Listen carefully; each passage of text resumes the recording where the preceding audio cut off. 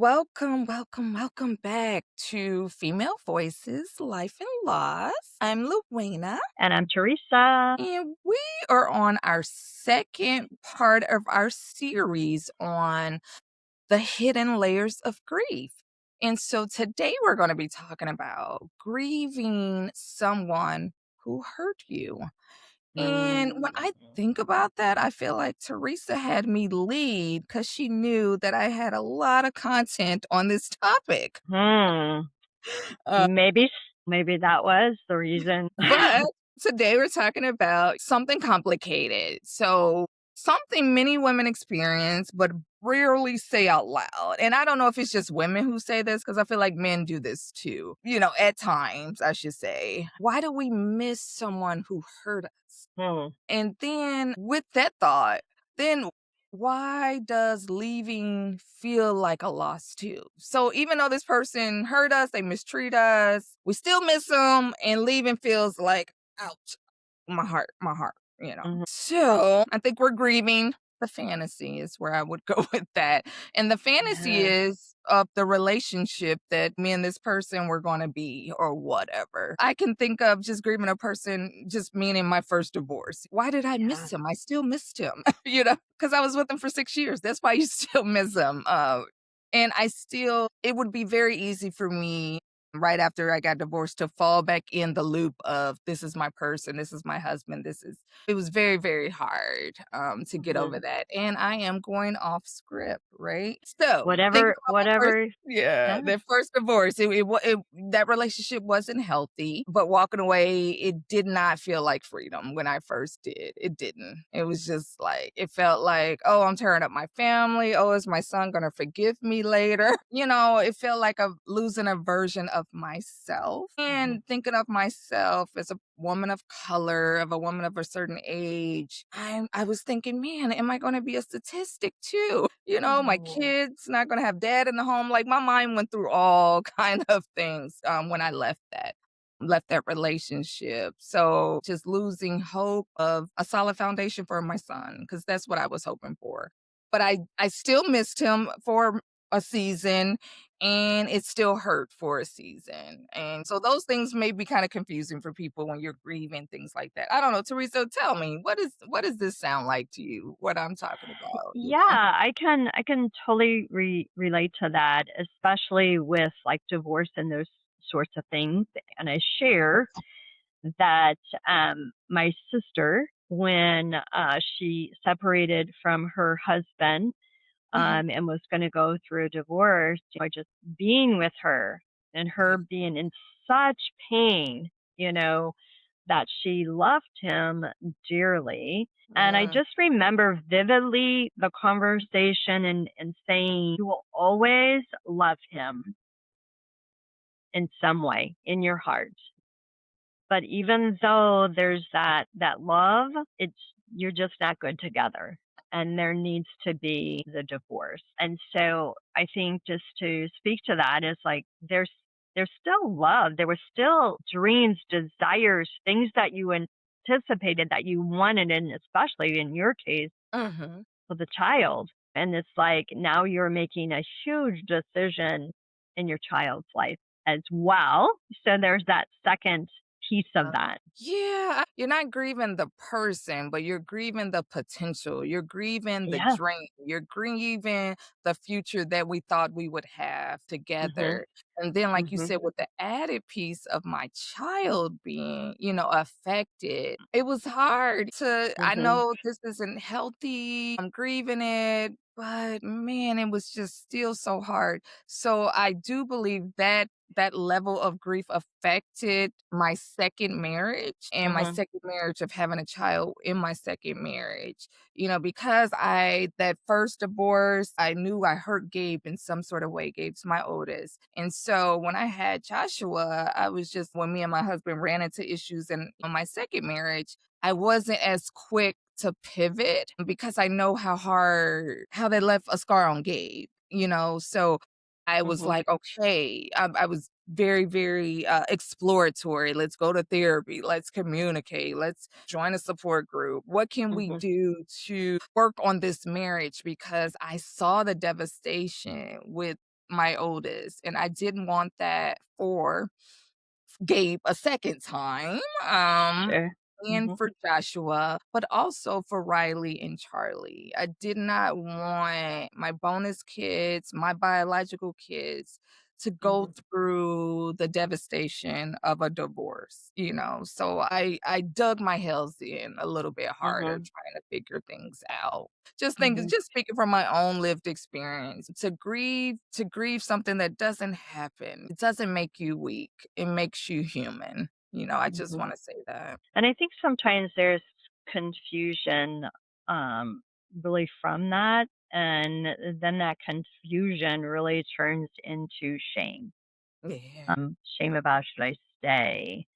Um, Missing them. Shame about feeling relief Uh, once you leave. But grief does not validate that the harm that you've mhm, experienced. And I think you can miss someone for uh, sure and yeah. still protect yourself. I've worked, like I said, like even with my sister, but I work with women who say things like, I don't even miss him. I think that takes time. Uh-huh, mhm, And I missed who I was trying to be with them. The uh, identity of that grief runs deep, and there's a yeah, huge identity shift mhm, when you have someone harming you in a way, whether it's physical, mental, verbally, whatever that is, when there's that hurtfulness, and to um, recognize that hurtfulness. yeah, and it takes strength too. Yeah. I do wanna say this to men and women. If you're leaving a relationship, a situation that, is not positive for whatever reason, it takes strength to turn and leave. That Mhm. takes a huge strength. But when we're talking about those relationships and we're talking about attachments really, right? So when we Mhm. talk about, and for me, oh gosh, mine is the worst, meaning if I feel safety when I'm familiar with somebody. And so when I feel familiar with somebody, it's because they are giving off energy like my mother and my father. So that familiarity is really, for me, should be my first red flag. 'Cause I love Mm. my mom, love my dad, but they're kinda self-focused. They're the babies of the family, and there's something to be said about birth Mm. order too when you're dating, and I'm the oldest of the family. So, so when I meet men who are confident, arrogant, narcissists, those are the negative words. But what you see is confidence. You see somebody who can hold a room, who can captivate a room, who makes everybody feel good, very easy to talk to. I love educated men. That's my thing. I love educated men. So if they can teach me something, when they got the deep voice like Gabe Scott father has, I'm like, ooh, ooh, ooh, they're over Mm. 6 foot. Ooh, ooh, ooh, ooh. So it's like, LaWayna, stop, girl. Stop. That's Ah, your red flag. ah. This is not gonna end well for you. Mm, So I had to teach myself to, slow down and not confuse this familiar feeling mhm, with this person is safe and they actually see me fully. No, they don't. They don't. They mm, don't. They want to be seen. They're on the pedestal. But that's mhm, where I get kind of stuck sometimes. So I was talking about trauma bonding. There's something about trauma bonding. It happens when you have intense emotional highs and lows that create that attachment. So when I'm meeting this person, I'm having intense highs. Oh, they're my person. They're so smart. They're teaching me this. Oh, I'm loving this conversation. But then I experience lows when my needs are not validated. They don't know my love mhm, language. They don't give me any care or consideration in my love language. So then I have the low attachment. Like, but then they might throw me mhm. out some breadcrumbs, and I'm like, oh, are we back again? We're back on the cycle of high. Oh, this is really Ah. great. No, no, none of this is great. So it just hijacks my nervous system, and it Mhm. feels very, very confusing. And just, yeah, reiterating really that confusion with that, with your nervous system, with whether to go, whether to stay, whether to feel relief, whether to validate that this is hard, and there's grief within that, and even if you're missing that person, we just need to pay close attention to what those feelings are and to make sure that that we're very much in tune to what is being felt, Mhm. and not be distracted by, I think a lot of times, like, at least with my sister, when I talked about her, it's a cycle, Mhm. especially if Oh, there's verbal, mental, physical abuse, because we're talking about being hurt by someone, it's a cycle that they go mhm. through, and they'll just be, I think you kind of were talking about that, like that forgiveness, and they're doing everything to bring you back in and say they're sorry, and then that hurt comes again, and it's just this vicious little, I shouldn't say little, it's a vicious Not little. No, like, it's not just cycle that yes. just Hard. continues, and so it's really important to get out and away from that. When you're thinking about, that cycle, and for me, it was just looking at, like, the realization, looking what's real. Okay, Mhm. LaWayna, and I'm speaking of my ex-husband at this moment. If he really cared about me and my son, he would've offered to watch him while I went to grad school 1 night a week. Mm. He said no. He wanted to make me pay divorce. He's mad at me. He wants to make me pay, but Yeah. he didn't understand he was making our son pay. He wasn't making me pay. He was making his son feel Mm. forgotten. So it would be things like that, like I needed him to adjust his schedule on the co-parenting, and he never would. And then it would be like for 4 years, he did not get our son on the weekends ever for 4 years. And I went to grad school, but he wasn't helping. I figured it out. I got done in a year. And when I got done with grad school, Congrats. I said, now I'm about to clean house, you know? But it was just like, I'm looking at what is he showing me? He hasn't shown me one thing that says that he Mm. is missing us, wants to work, wants our, relationship to be healthier. I didn't see one instance of that. But when my life started to change and my career took off, and I was able to do different Mm. things, then he was like, "Oh, we could be back to, this could be great." After I've already Of done the course, hard work, of course. He's like, "I could be at home with my wife." I was like, "You're at home with your girlfriend who you've been living with for 8 years. I think you're good.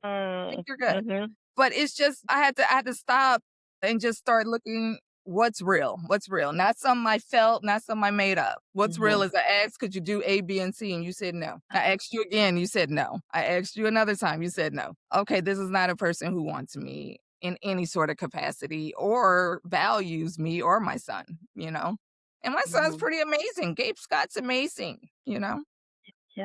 So what was kind of the turning point for you? The turning, I think I thought, and I'm naive, and I'll say this, I don't know that I know some women that I've spoke to felt this way too. So, Mhm. you think when we get divorced legally, he'll see it. He'll see my value. He'll see what I was doing. He'll Mhm. be a better parent because maybe we couldn't be good together, but he could be a better parent for him because Yeah. we're doing this divorce. And that is not what happened. And so just watching how he moved right after we got divorced, how he talked to me, which he never, now let me be clear, he never did not want to, he never wanted a divorce. He never did. He just wanted me to be better and, whatever. So, Mhm. but the turning point, let me get back to your original question. Turning point was me just watching him day in, day out. Like he still did not show up for our son. And that's what he was Mhm. doing inside the marriage too. I was carrying it all. And I was just like, I'd rather just carry it by myself and I don't have to do this feedback with this other adult. Like, what bills are Mhm. we gonna pay? What bills does Mhm. he not want to pay? I don't have to have Mhm. any of those conversations. I could just handle my own affairs. But I really did think that I was doing better at the time for myself and for my son because I just kept Mhm. watching it. He wasn't showing me anything better. Now, let me say this. If he would have co-parent well with me, we would have gotten back together because that was Mhm. something that would have worked for my son. That would have been best for my son to have both his parents. And I Mhm. know for a fact, I am a mama bear. I will do anything for my sons. So I would have definitely, if I would have saw him co-parent with me, working together with me, we would have definitely got back together. But Mhm. he said in his mind, you divorce me, I'm gonna make you suffer and I'm not gonna help you do anything. So, Mhm. like I said, for those 4 years, he kept him every Monday and Tuesday for 4 years. And I Mhm. was just like, Mhm. this dude. But turning point, turning point, turning point So really, like, was, yeah, my son. since we talk about grief, so speak to what were you grieving? Or were you ever grieving? Were you hurt so bad that there wasn't grief there?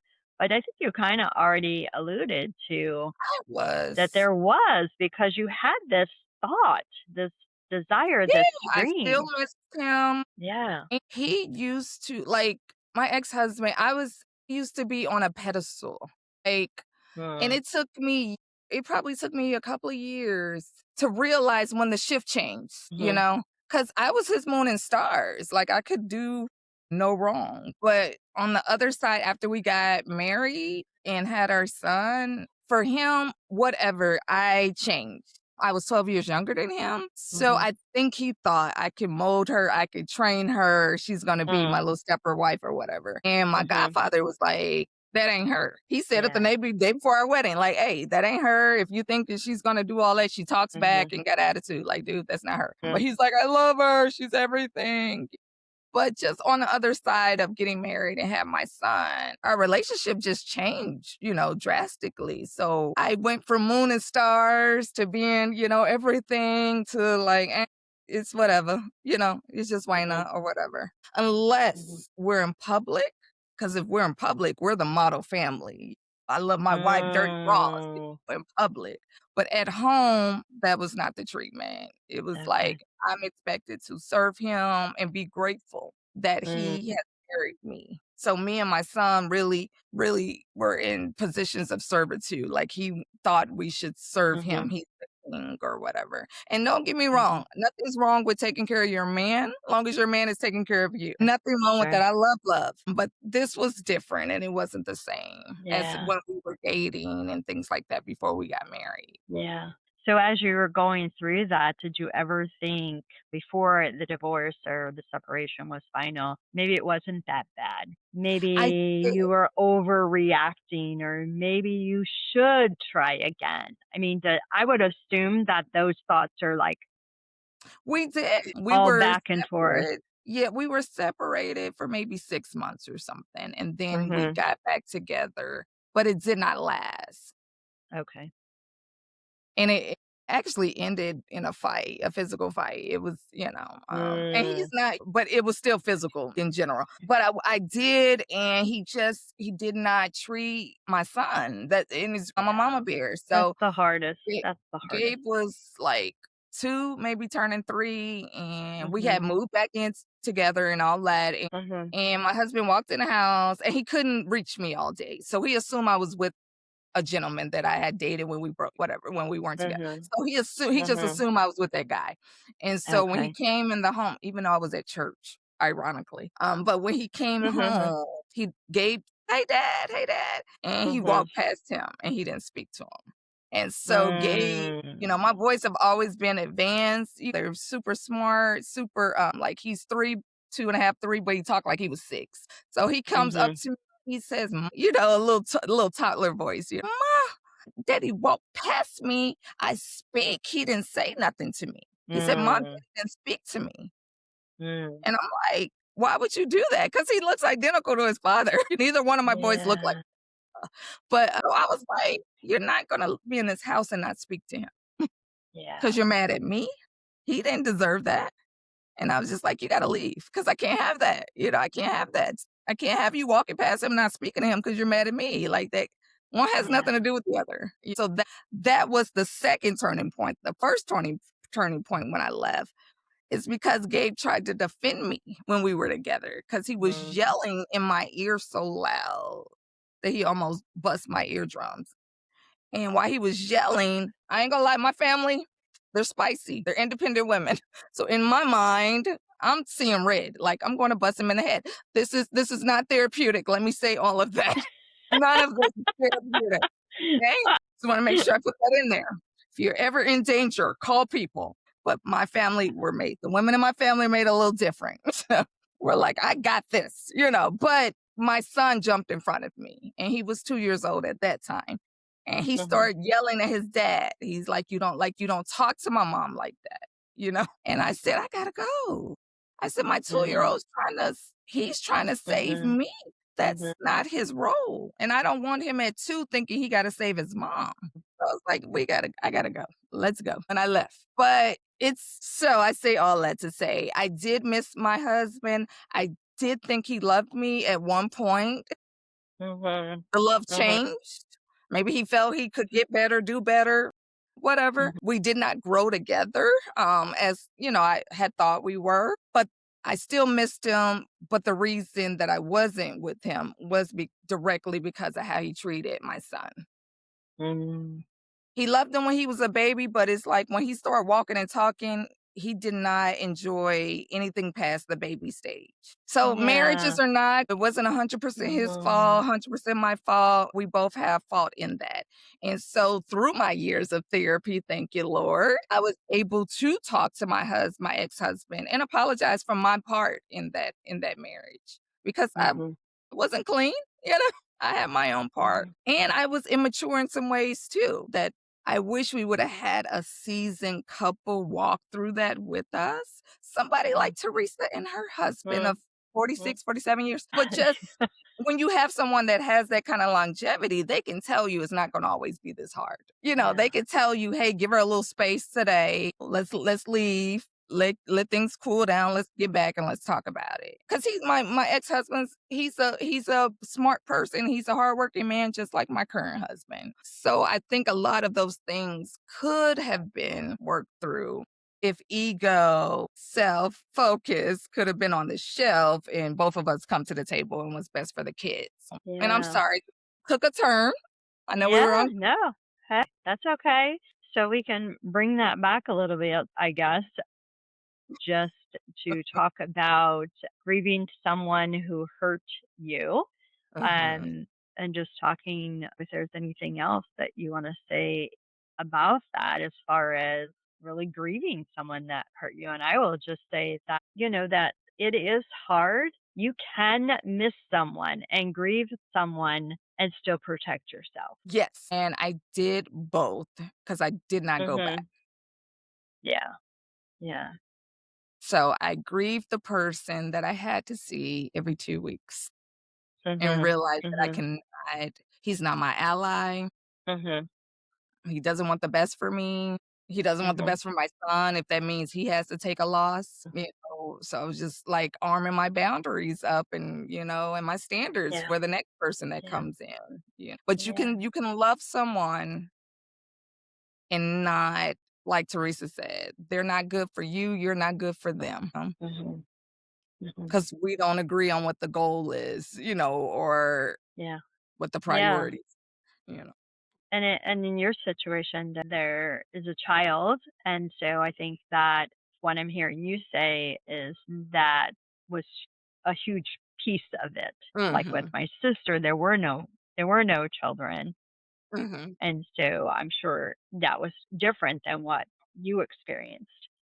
Yeah. More of a that was a layer within that. That it was like, okay, we cannot. And your son defending you. I mean, that was probably like, okay, I'm out.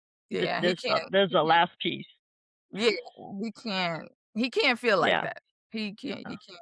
And Yeah. so, like you saying, taking care of yourself, really think about what that means, because I think we should do a part 2, and we are gonna do a part 2 to this, and the part 2 to this is talking about forgiving someone who caused the death, of your loved one. And so that is a very different conversation, but I Mhm. think it would resonate and need eyes upon for I don't know that many people that deal with this. I've met some people who have lost their kids to gun violence and things like that. Mhm. So this may be something that resonates with them and help them kind of process what that looks like and Mhm. forgiving someone who hurt you to the max, with Mhm. taking a life of a loved one. It's just Yeah. a completely different kind of pain. So, I just will say that if this conversation resonated, share it with someone who might need to hear it. They need to hear that they're not alone. And Mhm. as Yeah, before, remember grief isn't something to get over. It's yeah, something you learn to carry differently. And we're honored every week. And any time that you reach out to us, we're honored to walk alongside of you And so until next time, be gentle with your heart. If this conversation resonated, please share with someone. Remember to like, follow, and share our page if any of this resonated with you. Inbox us. We love to hear from you. We love all comments, even if they're negative. Please help us grow. So, uh, thank you for listening. I am Wayna. And I'm Teresa. Yep, Reiniger. And this is Female Voices Life and Loss. Join us next Thursday as we continue this series of the hidden layers of grief.